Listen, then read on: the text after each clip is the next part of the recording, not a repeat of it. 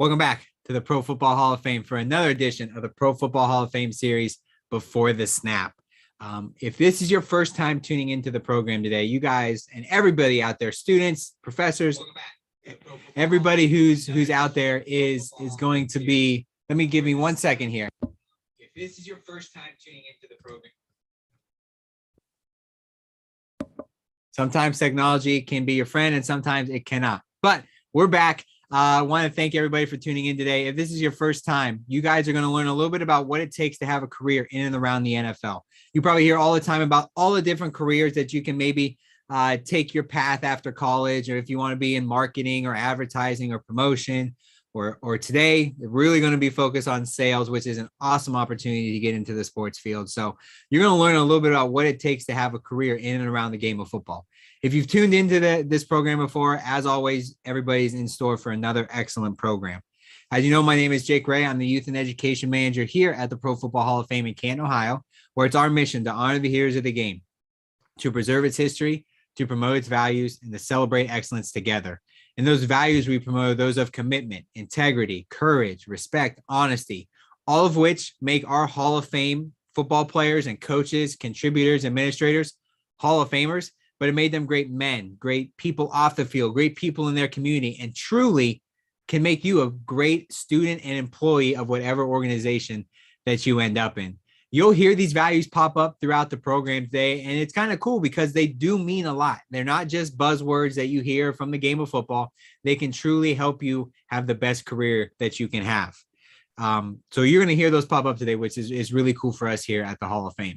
Before we get started and we introduce our special guest today, first and foremost, if you know, you've seen the title, our guest today is Matt Mango from the Tennessee Titans. So first and foremost, Matt, thank you so much for giving up some of your time. We know the NFL season's over, but we know that it's not just an 18-week year job. You know, you do it every day. There's always something to work on. So thank you for giving some of your gracious time to be a part of the program today. Absolutely, Jake. Appreciate you having me. And yeah, that would be nice when it's just an 18-month gig, right? 18-week gig, yeah. Absolutely. Secondly, I'd like to thank our teachers, administrators, professors, educators, anybody that either is watching us live in their classroom right now or has shared this program out with their students. Thank you so much for allowing us to just be a small part of your students' learning experience this year. And then lastly, as always, got to thank our students. Without our students, it would just be me, it would just be Nathan, it would just be Jerry asking Matt a bunch of questions. And we don't want to do that. This is an opportunity for you to start to build your network, and which we'll talk about how important that is and how important networking is today to grow your network in the sports field. You've all probably have heard it. Matt is going to probably touch on it today. If you want to get a job in sports, kind of the first way to get that job is to start in ticket sales and then grow from there, whether it would be within that field or another field. So this is going to be, I think it's going to be a pretty popular program. We're going to have a lot of questions today, I hope. So if you are watching us live and you do have a question, as always, put it in the live chat. Nathan's sitting in the room over here behind me. He is going to be watching that live chat the entire program, pulling those questions from our students. I've got the stream pulled up here. We've already got some comments rolling in. If you want to ask a question, be the first. Let us know your name, the school you attend, and what your question is, and we'll do our best to make that part of the program. The goal is to get as many of those questions in today as possible, so I don't have to talk the entire time. So as always, I want to make sure you get those questions in. Let us know where you're watching from. So today, as previously mentioned and as already seen, our special guest today is Matt Mango. He just finished up his third year with the Tennessee Titans and his second as the group sales manager. In his role, he and the group sales team specialize in creating unique group experiences at Titans games for local corporations, schools, youth sport leagues, and other organizations through different ticket and hospitality packages. In 2012, he began his career in sports in minor league baseball, another great way to get involved in sports, with the Trenton Thunder, the former AA affiliate of the New York Yankees. Worked his way up the ladder of the Thunder Group sales department before he joined the Miami Heat in the NBA, the group sales team, becoming a top contributor in Miami from 2015 to 2018. Most recently, before the Titans, he worked the Orange Bowl committee, assisting their premium sales efforts of the 2018 college football playoff semifinal game before moving from Miami to Nashville to join the Titans in 2019. from New Jersey, graduated with a degree in sport management and communication from Rutgers, the State University of New Jersey. So everybody, let's welcome our special guest today, Matt Mango. Matt, welcome. Awesome, Jake. Appreciate you having me there and kind of running through the background and kind of walking along my path there. I think you covered it pretty well. I know we'll kind of go a little more into what some of those roles exactly were kind of throughout the talk here today. So I'm ready to jump into some questions if you are. Awesome. Well, we're going to start out. I always joke that the great thing about hosting this program is I always get to ask the first couple questions. Talked a little bit about it in your bio there. 10,000 foot view overview. What does the day-to-day life with someone with your career look like?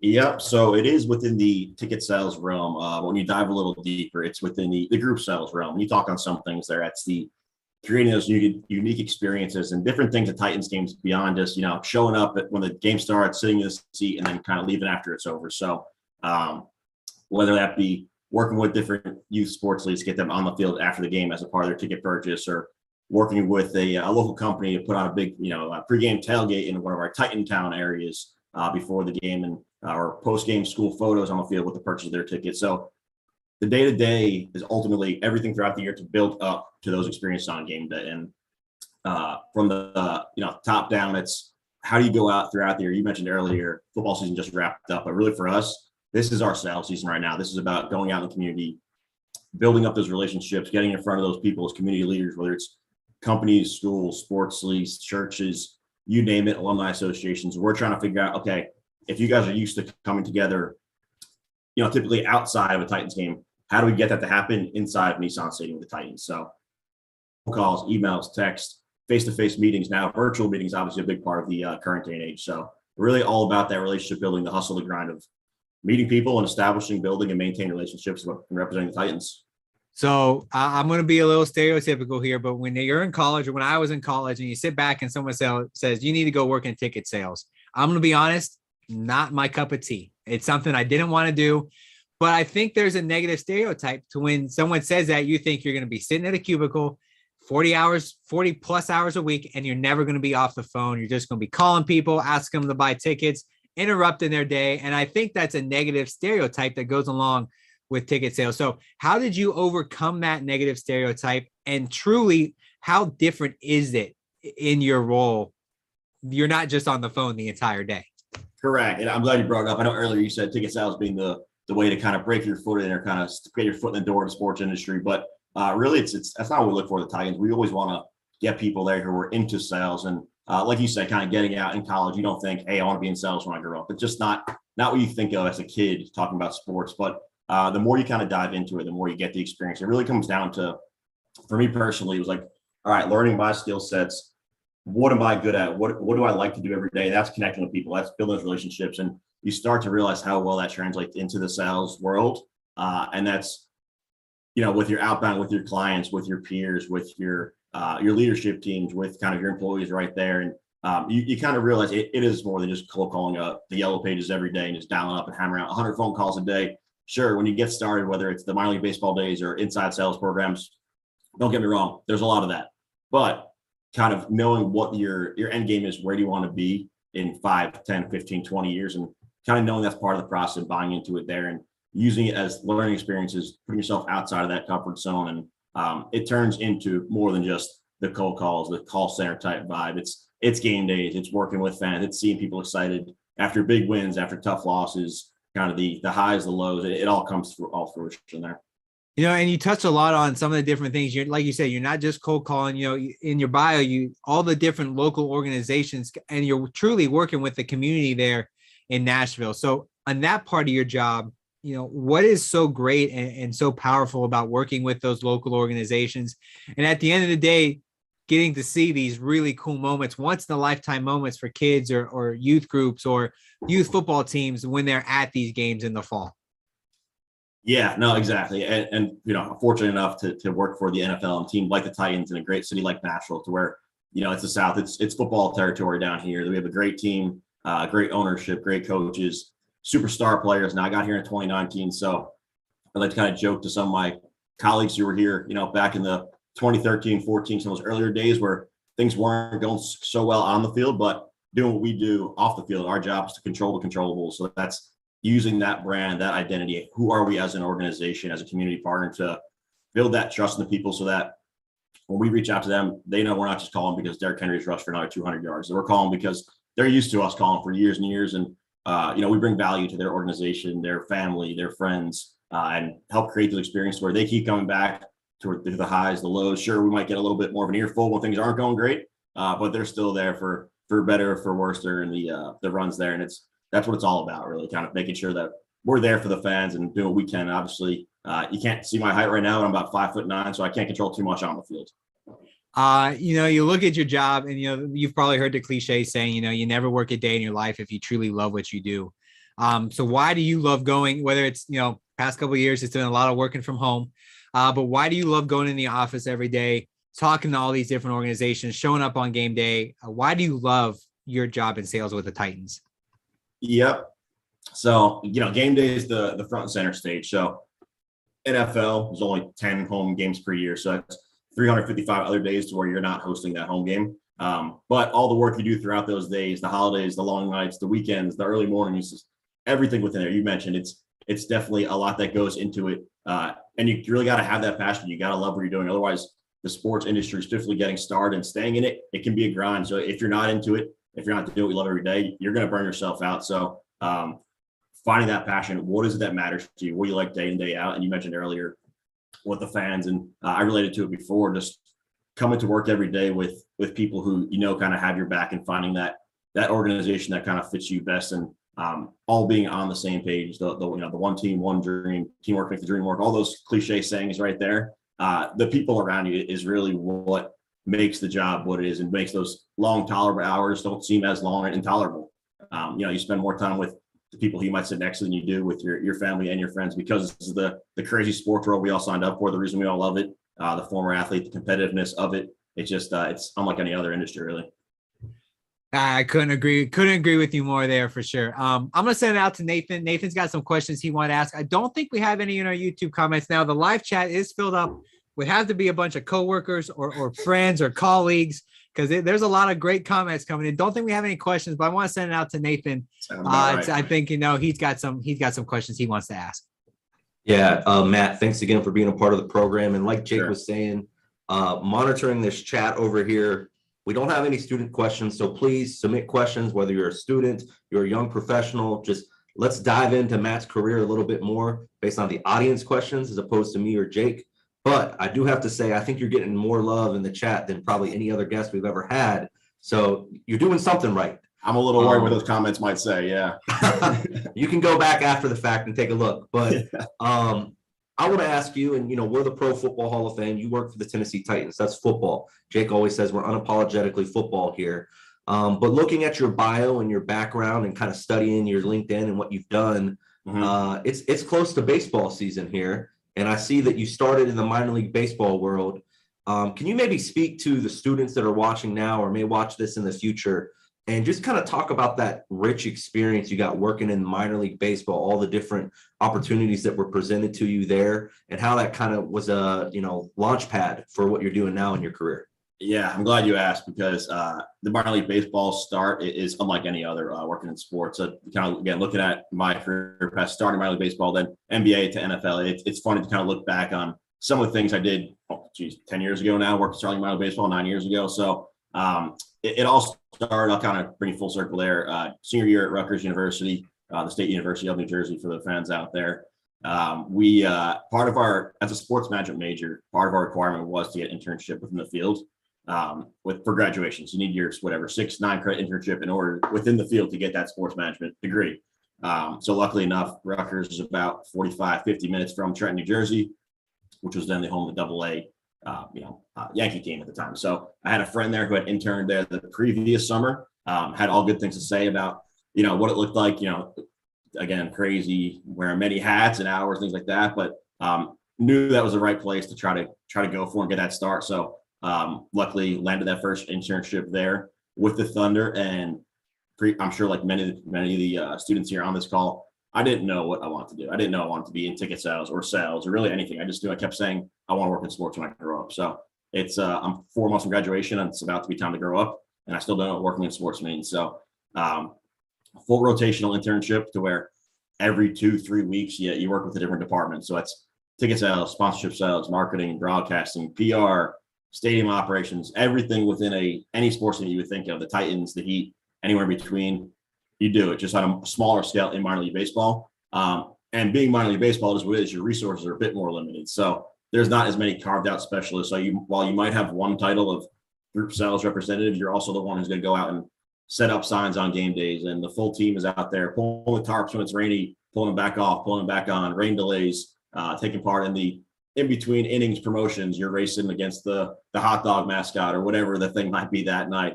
I can go through and probably name 40 different game day duties I might have done, anywhere from being the head janitor on game days to sitting back in the outfield, replacing the manual numbers in the scoreboard through a 15-inning game. So like it just humbles you, and ultimately at the end of the day, you're there to learn. You get that experience, and then it gives you the chance to kind of find what you do like.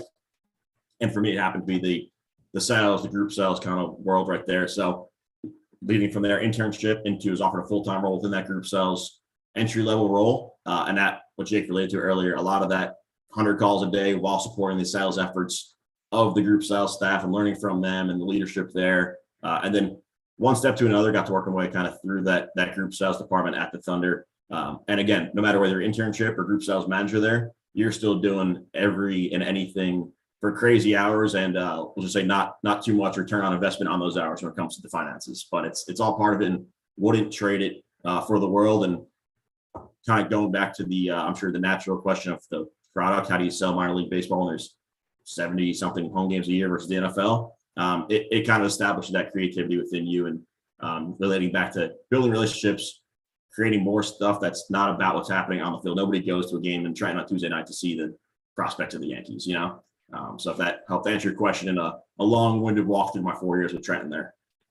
No, yeah, I think you did a great job explaining, I guess, the stuff you were doing that helped you become a better salesman now, but also just, you said you might be head janitor, you're flipping, the numbers on the scoreboard. Yeah. Those are things you're not really doing now with the Titans, but it humbles you. It makes you really decide what you want to do and if you want to be in the sports industry. So I think it's a great starting point for anybody that's interested in getting in the sports industry. We've got some questions coming in now, but I'm actually going to go to questions we have coming in from an elementary class. Normally this is college students, high school students that are watching this, but one of our elementary classes, this is from Amelia at Creeland Elementary. She wants to know, how many tickets do you sell per season? And then one of her classmates, Jada, says, what's the next step for you? Group sales right now, what's the next step for you in your career? So how many tickets, and then the next step for you?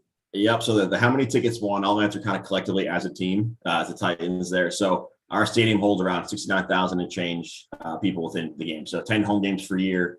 Do the math there. That's about 700,000 tickets or people coming through Nissan Stadium. Talking full sellouts per game.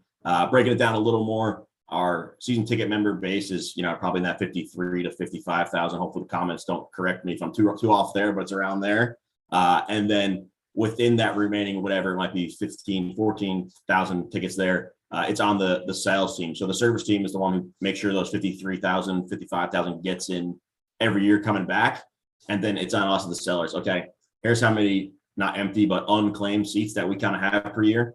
What are we doing to fill those? And that's our season ticket services. Our season ticket sales team, and selling the PSLs, the seat licenses to get new season ticket members in the house, or if it's one of our various smaller partial plans to maybe something that's more appealing towards that younger fan, where they don't want to do the full 10 games. They want the 3 to 5 to 4, however many games that might be, to help fill it up. But then once you get down to what's left of that, about probably 7,000 or so, that's where it kind of falls more into my specific role in our specific team and department there with the group sales team.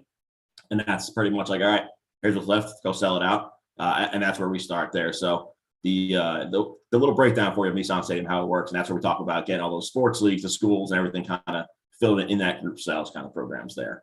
And then the second question on that, what was that? Sorry. Yeah. So I think you did a great job kind of explaining the breakdown from, season tickets and group sales and what you're doing. But second question there was from Jada, and she said, what's the next step for you? Where are you looking, your quote unquote 5-year plan, your 10-year plan, as far as your career goes and ticket sales?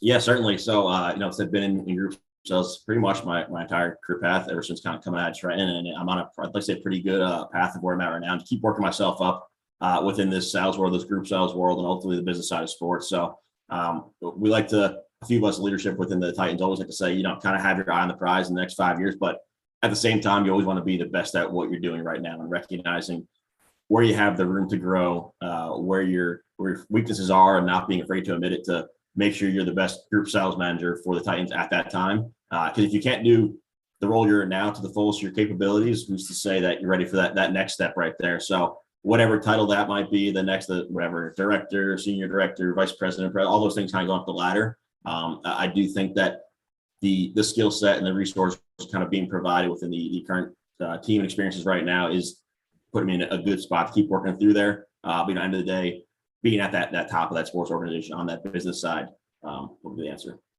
Yeah, for sure. Well, it's good to hear that you got a plan, and I love how you emphasize, though, making sure that you don't get so caught up in where you want to go that you forget where you're at right now, and being the best version of yourself in the position that you have currently. That's important, I think, for our students to hear, because a lot of times you have that dream job and you're not going to get that right out of college, right out of high school. You're going to have to work and kind of climb the ladder a little bit, and you got to make sure that you're putting your best foot forward with each of those positions along the way. So that's a great piece of advice. I'm going to send it over to Jake for some more questions right now, but continue, everyone that's watching, continue to submit questions. I got some I'm going to look through here now, but for now, it's back to Jake.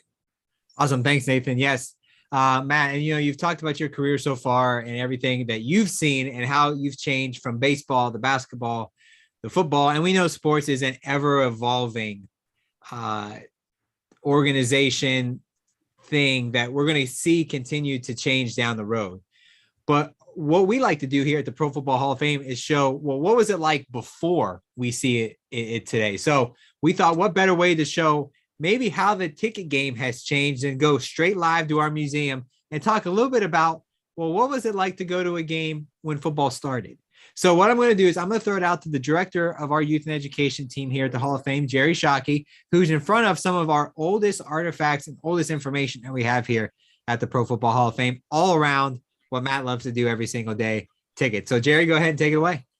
Thank you, Jake. Matt, thank you for connecting in with all of our students connecting in all across the country over YouTube Live. And it's a little crazy in here, actually. So I had people walking in front just a second ago. So this is a good thing, though. That's the beautiful thing for us here at the Pro Football Hall of Fame. But I want to welcome you guys to the second floor of our rotunda here at the Pro Football Hall of Fame. It is here that we highlight the over 100 years of history of professional football. The first floor goes more chronologically and goes by decade, but up here on the second floor, it's more moments by moments. Fantastic finishes, dynasties, where we are today, the pioneers of the game. This space spends a lot of time honoring the greatness of men like Ernie Nevers, Red Grange. Neither of these men played for the Tennessee Titans, but they were a huge box office draw when it came to selling tickets. Both the Chicago Bears and the Louisville Nationals went on a barnstorming tour after the regular season to make more money and let fans all across the country see their stars play. I'm actually next to a photo of the promotional piece used to sell the tickets you can see there. And if you can imagine it, I don't know if you guys can quite see that, but I think ticket prices have changed a little bit. We see 10 games for $20. That would be a special promo for the Titans to offer that right now. 10 games for $20. So, and then now the way people like Matt sell tickets, and definitely the cost of tickets has definitely changed. But Matt, I was just curious, with your experience now, how you see the field changing in the future with ticket sales and things like that. Yeah, no, absolutely. And that's a good question. Unfortunately, no more 10 games for $20. We do have some more affordable options versus what people might think, but not quite there anymore. So our fans probably wish that came back, though our sales reps probably don't want those prices to come back. But to your question there, in terms of how the sports experience, the ticketing world has changed a number of ways. Like you talk about the tech pieces when it comes down to, in the old times, you didn't just walk up to the box office, you buy your paper ticket, you walk right in. And now you guys all know, anytime you go to any event, everything's technical, it's mobile, it's on your phone, it's digital tickets, mobile tickets, whatever kind of form they might be. So that's the obvious one, but not as much in terms of what I do and how I look at it in terms of how it changes my day to day. And from my perspective, I would say going to a sports game, going back to what I do for the group sales things, it's becoming less and less about what's happening only on the field from your seat. Sports games, people want to go to them because it's a social event, it's a spectacle. It's about being the who's who, who's at which games, the big games. You want to be a part of that. So, what are we doing to make our in-game experiences, our fan experiences, even better than just relying on a big win to get them excited? So whether that's getting to the game and engaging with fans through different promotions, or if it's the different areas we have, the hospitality areas, pregame, a spot for them to socialize with their friends and have a couple of drinks for a couple of hours before the game, and then even during game, what can we do to provide more areas to where you're not just locked into your seat with the two people next to you. It's where can you go in the stadium to watch the game while having some food, some drinks, and you might not be looking at the field, you might be watching it on TV when the field's to your back somehow, but that's what the people are kind of gearing towards in the sports world overall. It's that social experience, what's happening there, and how do we keep altering our products, what we can do to adjust to those times and make sure that we're not just wishing everyone would just show up every Sunday, 70,000 fans, show up on time, sit in their seats and nothing else. So if that's bringing local vendors to, the taste of the town type of things, we've done that the past couple of years. Everyone's favorite restaurants, we're getting them inside of the stadium because those are the foods they're accustomed. They might not want just the hot dog, the popcorn, and the soda. They might want the Martin's barbecue or the local pizza restaurant, any of the Slim and Huskies, those kind of some things there, I would say, just making it more special, more unique. And then another kind of like, whether it's having a cool photo backdrop for people to take their Titans photos and signature things like that, or providing different in-game music or bigger halftime acts, whatever it can be, again, to kind of tie it all in to make it as much about the full experience and not as much about football the whole time. Well, thank you, Matt. I appreciate it. Jake, I'm going to send it back to you. Awesome. Thanks, Jerry. Thanks for giving us an inside look there at the Hall of Fame. Matt, you mentioned some Nashville, some local foods. We've been down there. Nathan and I have been down there. Martin's Barbecue might be one of our favorite places we've been to the entire country. One of the best. So I just wanted to throw that, give it a little plug in there. And you mentioned there how the ticket sales have changed from, your stub that you put in a jar and you collect it or you put up on your wall to now everything's on your phone and all digital. And, I'm going to ask this question now. Well, I'm going to kind of get into the NFT space. Now, I can guarantee you I have hardly any knowledge on it and what it means, but you see some of these, these digital tickets becoming, like a token or something you can keep that's one of one. How, as somebody who works on are going to end up trying to sell these, how do you take advantage of the advancement of technology and new things like NFTs to help you on your day-to-day, your day-to-day life?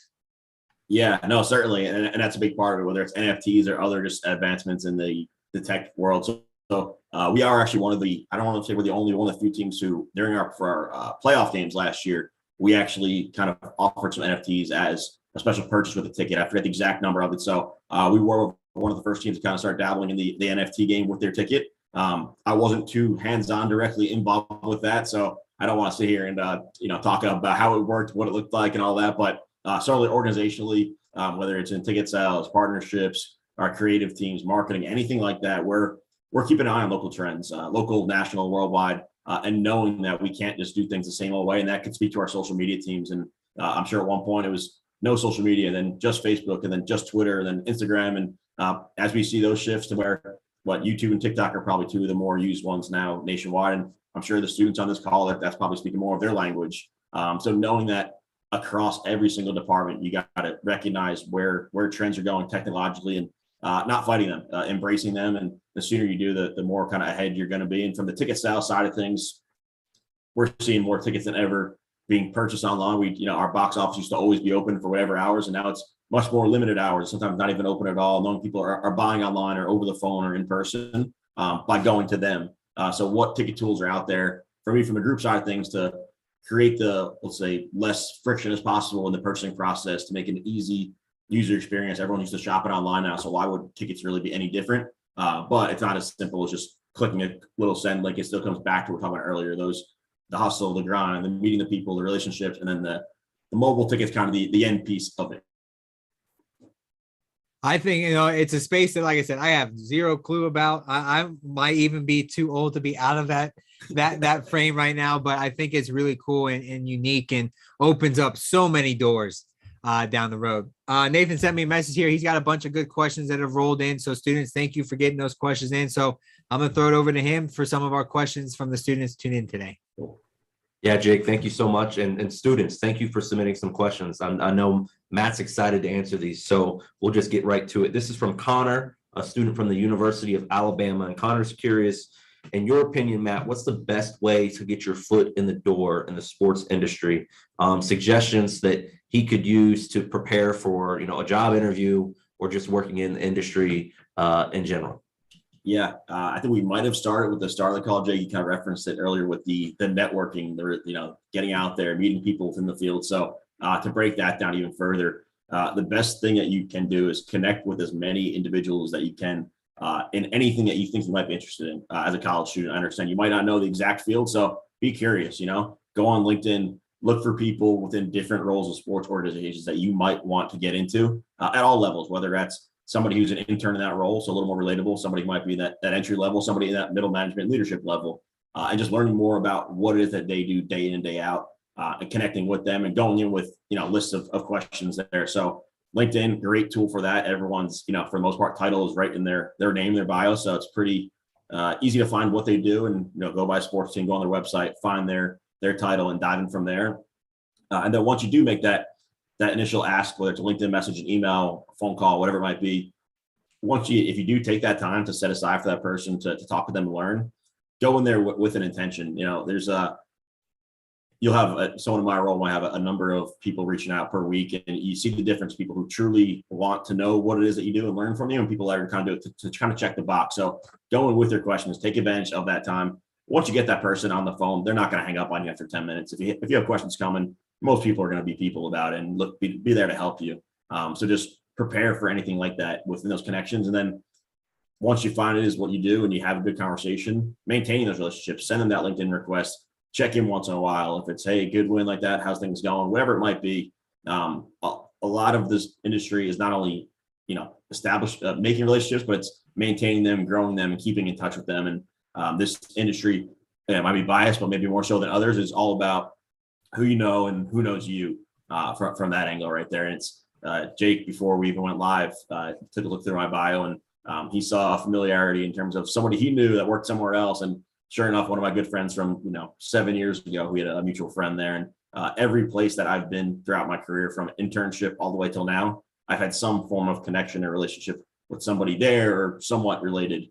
So the long answer to that is, relationships are important. Don't take those for granted. Go out there and be curious and connect with people. Yeah, 100%. And I would encourage the students, don't get discouraged. Like when you're out there and you cast a wide net, group sales manager, we're talking to Matt today. I mean, there's 32 teams in the NFL, 30 teams in Major League Baseball, 30 teams in the NBA. So if you're just looking at pro sports, and that's not even including hockey and soccer, connect with all of them. Yep. And then if 2 or 3 of them get back to you, now you've got 2 or 3 people that you can network with and really start to gain some strong connections that can help you get those internships and entry-level jobs to get the quote unquote dream job eventually. Because like Matt said, there's a lot of people that are busy. Some people are better about checking on LinkedIn than others. You can't get discouraged when you're trying to utilize something like LinkedIn as a networking tool. That's great advice for sure. Next question here from a student. What qualities or attributes do you personally look for when you're sitting across from someone in an interview, when you're looking to hire a new sales rep or whatever it may be? What are the qualities and attributes that stand out to you, Matt? Yeah, so I'll give a few here. We'll start off with, and some might sound obvious, but it's, kind of funny how sometimes not every candidate might portray these qualities. So one, I would say be passionate about what you're doing. Talked about it earlier. Getting started, not only getting started, but staying in the sports industry, it's a grind. It's a lot of work. So if you don't truly like what you're doing, if you're not doing it with an intention, you're not going to see that passion in your work anymore, and you're not going to be about it. So try to find whatever it is you decide, whether it's ticket sales, stadium operations, marketing, broadcasting, journalism, sports writing, journalism, social media. Try to find ways that you love what you do, and then while doing it. So that's one. I would say positive attitude. We spend a lot of hours together. So when we're looking to bring new people into our team, we know that we have established in Titans a very good front office culture, and we're with each other at all times of the day, all times of the night, and through holidays and weekends. So we want to make sure there's people that when times are tough and you can't control 70,000 fans at one time. So we know there's always things that pop up on game days. Who are the people that if things are going wrong, they're not going to get down on themselves or be upset or causing a scene, throwing a tantrum, keeping that positive attitude. And it's a lot easier for us to be like, all right, this person kind of can contain their composure. They're cool. We like to keep them around and finding those people within there. The next one I would say being a team player, not being selfish. While sales might be a game of end of the day, you can, in my role specifically, you can measure people based on numbers. Sometimes the immeasurable things are even more important when looking for that person. So having that team player, while you might have your own number, you have a department number. We need to all be, respectful to each other, work well together. And it's always an all hands on deck effort for a lot of things there. And then, the outgoing, the drive, the hardworking, we like to look for, people who have creative minds, might think a little bit differently along those. So a lot of the trends you might hear, but definitely those are the big hitters, I would say. Yeah, I think you touched on a lot of them. There's little things you can do to stand out with even what Jake did, looking at the person you're about to interview with, look at their bio, learn a little bit about them. So now when you're interviewing, it becomes more of a conversation. Don't forget to send thank yous. Shout out to Austin Pasco. We've had him on the show before from the Saints. He's so adamant about those personal handwritten thank you letters. Those go a long way. So there's, not only characteristics, but there's physical, tangible things you can do to separate yourself from others that you might be competing against when you're interviewing for that job. I think you did a good job. You have something else that add there, Matt? No, I was going to say the handwritten note thing, always a great touch. Like you said, those stand out. Anyone could shoot over a quick email. It's a lot quicker, a lot easier. But in a day and age where not many people probably even know how to put a stamp on an envelope, just has a little more of a personal touch to it there. Yeah, 100% for sure. Next question, kind of unique. This is from a student from Spelman. So you might have to think back to the classes you took in college, Matt, and reference this because I don't think it's really in the sales world unless I misunderstand the sales world. But student from Spelman, biology major, junior, athletic training is of interest to them. What advice would you give someone that's trying to get into athletic training? What's the route to kind of take and the people they should be reaching out to?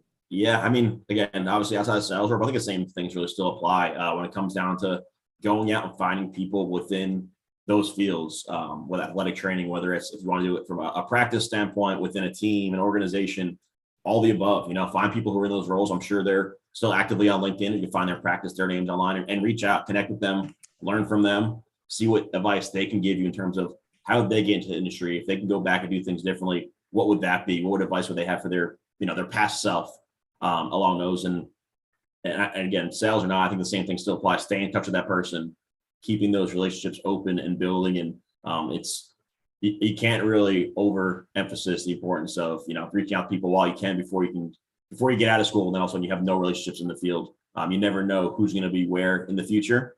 So definitely go for that. Learn as much. If there's any volunteer opportunities, go for it, Yeah. Another great piece of advice you mentioned, kind of the built-in network you have when you're in school, and you made me think of it, is don't be afraid to network with your classmates because you never know where they're going to end up someday. Make sure you have great relationships with your professors because you never know who they know in the industry. I'm sure they tell you that, but we're all sitting here, Jake, Matt, myself, we all did the sport management major. We kind of did that route. We heard those things as from our professors. And now that we're in the industry, it's like, oh yeah, they were right. Those things that they were saying, those are, great pieces of advice. I got two more questions from our students and then I'll send it back to Jake. It'll be all for me, but Tyler, a student from Howard University, said, how important are the connections that you're building internally, whether, you get the opportunity to build a connection with a player or, someone else in the organization that maybe has a position above you on the organizational chart? How important are those connections to you in your career and how you try to move up in the sport management world? Yeah. Is my connection good? It told me it was unstable for a minute there. I don't know if I broke up. Can you guys hear me? Yeah, I can still hear you. You're good. All right, good.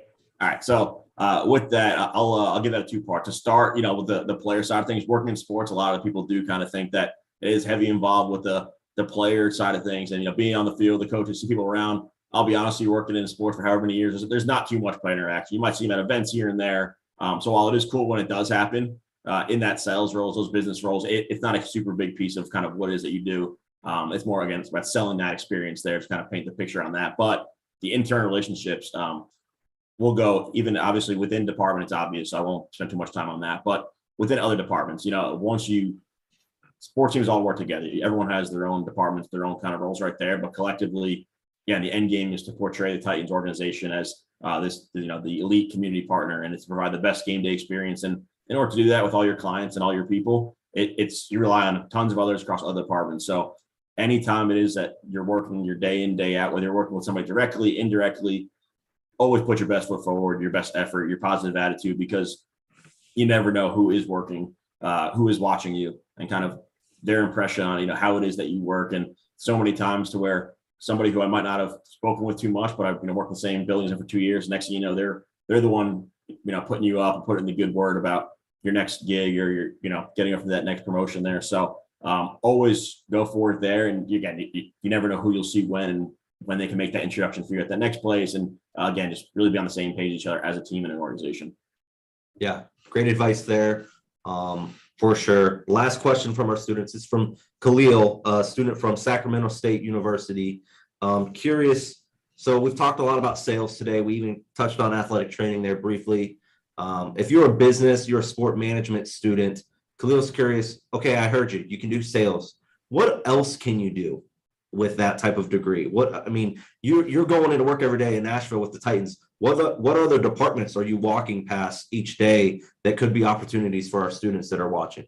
Yeah, no, great question. Absolutely. So I'll just start naming a bunch of different parts within the Titans, and then talking from a pro sports team's perspective there. So, you have your sales. So within there, it's ticket sales. So group sales, season ticket sales, premium sales, selling your luxury suites and your, high-end hospitality areas.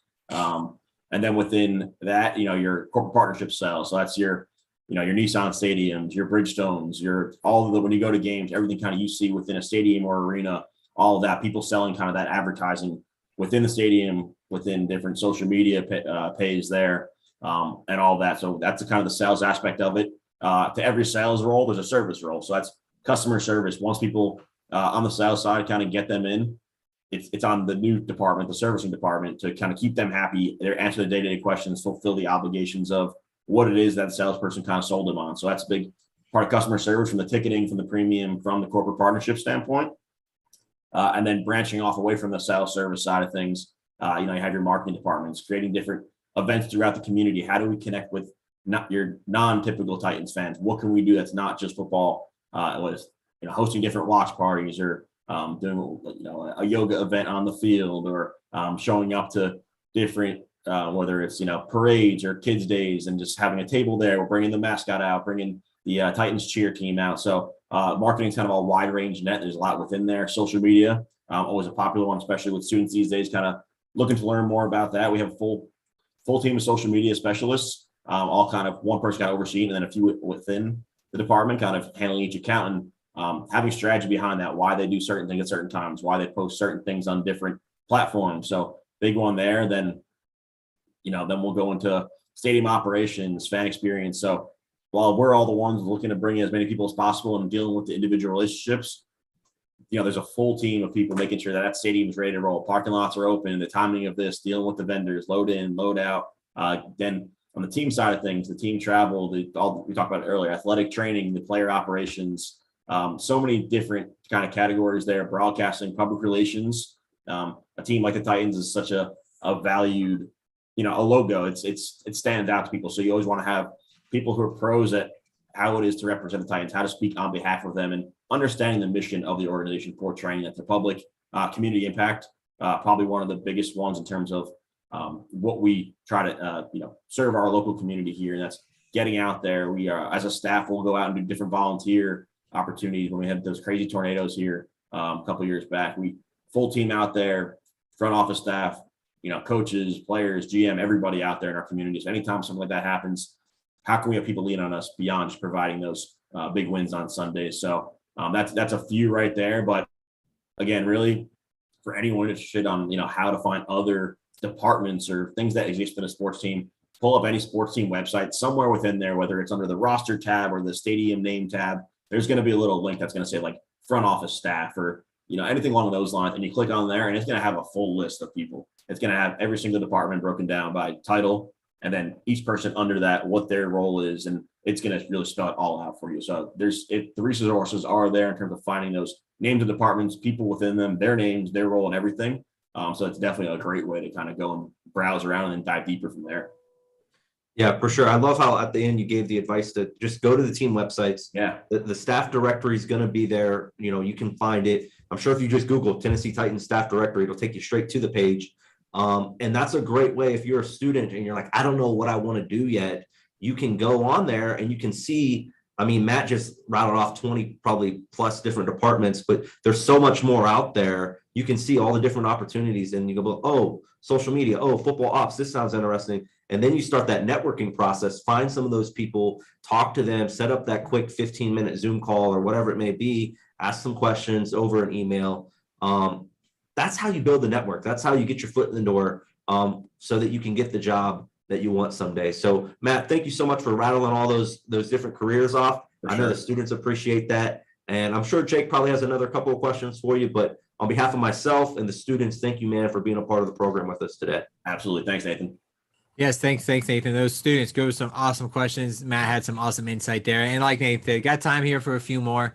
And I always like to ask this question. You know, we talk so much about what you do inside the office, but you know, I know, Nathan knows, working in sports, there are some pretty cool things you get to be a part of that not a lot of other people get the chance to. So when your career's over, you're back in your lazy boy at home, all retired. What is that one event that you've been to or been a part of or game you remember that when you sit back in your recliner at the end of your career, you go, man, I can't believe I was there. What so far would that game, that moment be for you? Yeah, I'll just spit a few out that I can think off top of mind here, not necessarily ranking all 1 through 3.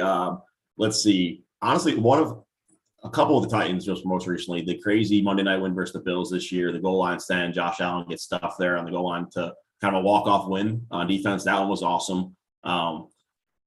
Let's see here. And then we'll throw another one. Working at the Orange Bowl that one year, kind of working in that very high-end game. It was a Tua versus Kyler Murray semifinal game. So kind of seeing 2 big-name college teams going at it, crazy fan bases, atmosphere like no other. Back at the Heat, when Dwayne Wade left the Heat, went through whatever cycles he went through, the Bulls, the Cavs, before ultimately coming back. I think it was his first full game back, hit a game-winning shot in February. So the place is going absolutely nuts for that. And then a number of others. And then one with the Titans not at a home game in 2019 when we were the kind of that underdog story of barely getting to playoffs at 9-17, limping in, and all of a sudden we're making this run through the AFC and we're knocking off the number 1 seed, Lamar Jackson, or Patriots first, picking off Tom Brady to end the game there and beating Lamar Jackson and then going to Kansas City, ultimately losing that one. But that playoff run, we didn't host any of those home playoff games, but just like the watch parties we'll throw for our fans and our season ticket members and our top clients, and being with, you know, talked about it earlier, all the people you spend all these hours with, kind of being with them side by side to celebrate those things. And all those moments right there, the reason why they're all kind of so special is like, I could tell you who I was standing next to at each of those things and what we were doing, jumping around, going crazy on the platform, and whether it's at the watch party, things like that. So it all really does come back to having those people around you, remembering probably those moments because of who I was next to, not necessarily the craziest moment on the field. It just happened to work out that way. Yeah, absolutely. And another cool thing I like to touch on, you know, sports is so unique. Yes, it's like every other organization, but there's a whole football side to it too. And, you know, the football side is obviously the prominent one that everybody sees on TV. They see the stories about, and then the business side kind of takes that back seat, but both work so well and so in tune together.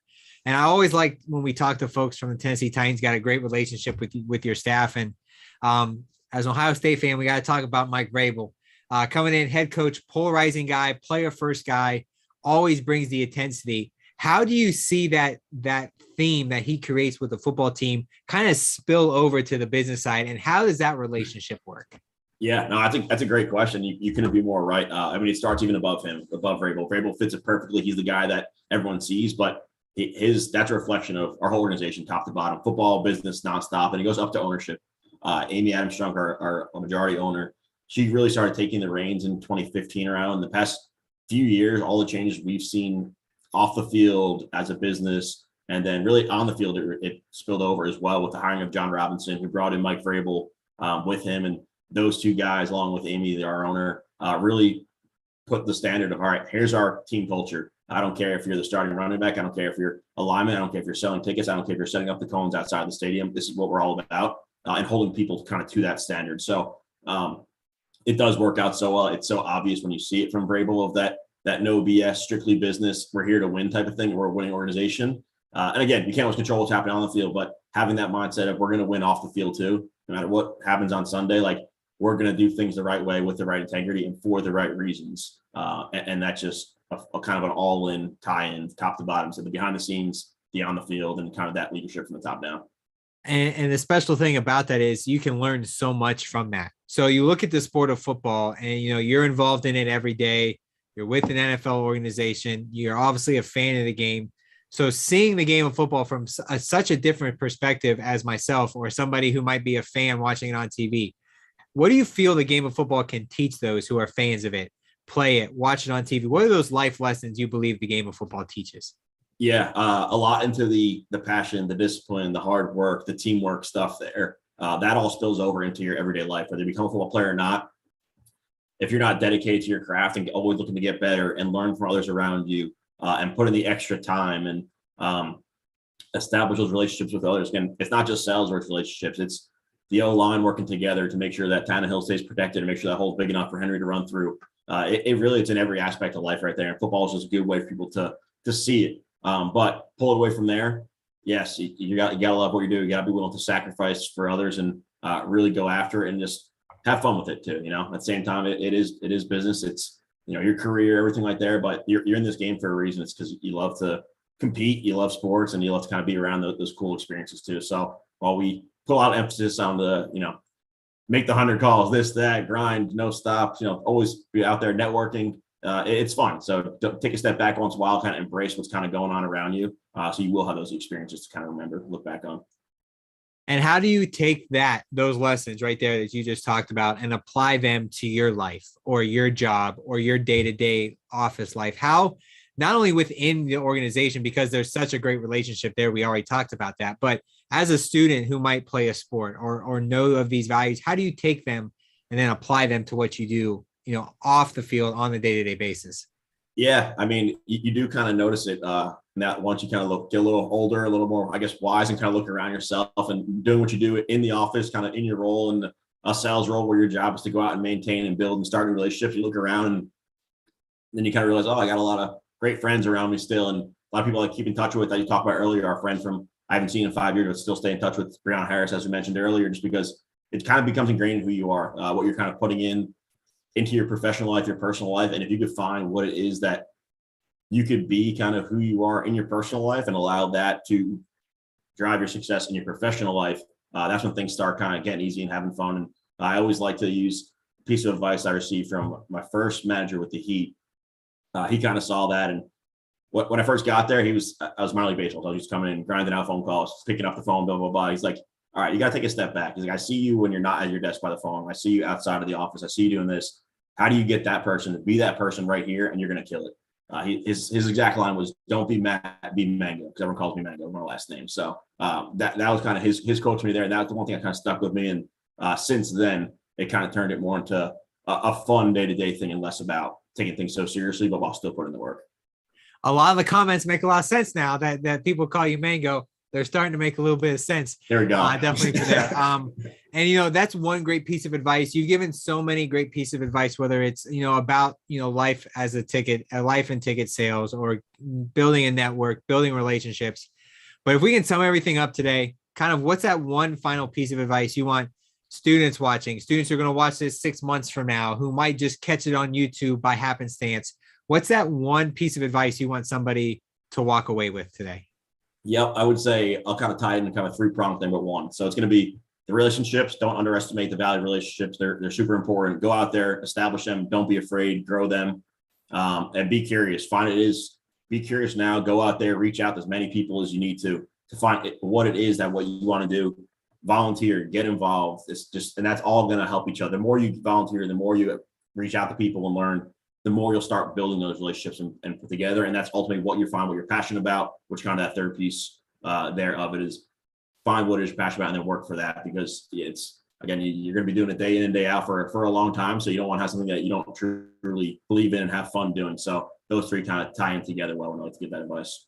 I think that's a great way to wrap up this installment of the Pro Football Hall of Fame's Before the Snap series today, featuring our new friend, Matt Mango, the group sales manager for the Tennessee Titans. Matt, again, thank you so much for being a part of the program today. We know it's a busy time of the year for you, so thank you so much for taking time out of your busy schedule to speak with us and all of our students today. Absolutely, Jake. Appreciate you guys having me. It's great doing this. Now, before we leave, as always, subscribe, like, follow, whatever it might be.